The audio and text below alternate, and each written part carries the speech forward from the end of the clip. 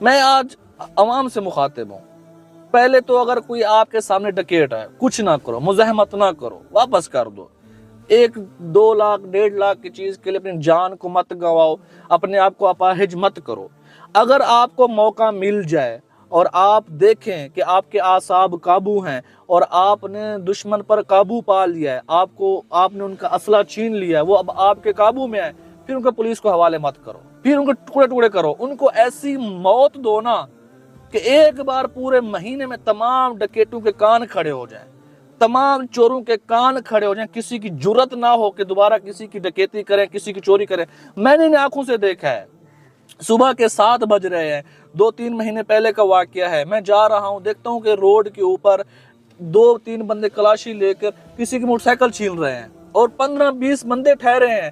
School کا وقت ہے، کوئی اپنے بیٹے کو سکول چھوڑنے جا رہا ہے، کوئی جاب کے لیے جا رہا ہے، اور وہ ایک بندہ بائک والے سے کلاشی کر کے اس سے سامان چھین رہا ہے، دوسرا عوام کی طرف کلاشی کر کے ٹھہرا ہوا ہے، کوئی آگے بڑا مار دیں گے۔ کون جاتا ہے یار؟ کون اپنے آپ کو موت کے منہ میں دھکیلتا ہے؟ جس سے بائک چھینی جا رہی تھی وہ بیچارہ ان آنکھوں سے دیکھ رہا تھا کہ میرے ساتھ کیا ہو رہا ہے، کوئی میری مدد نہیں کر رہا، اور ہماری پولیس اس وقت خراٹے لے کے سو رہی ہوگی۔ تو میں سوچتا رہتا ہوں، پہلے تو میں سب سے کہتا ہوں کہ کبھی مد مقابل آ بھی جائیں، کوشش کرو اپنی چیز چھوڑ دو۔ میں یہ نہیں کہتا کہ بزدلی اختیار کرو، موقع تلاش کرو، دیکھو کہ تم اس پہ قابو پا سکتے ہو، اللہ تمہیں قابو دے دے، پھر انہیں پولیس کے حوالے مت کرو، پھر ان کو ایسی موت دو نا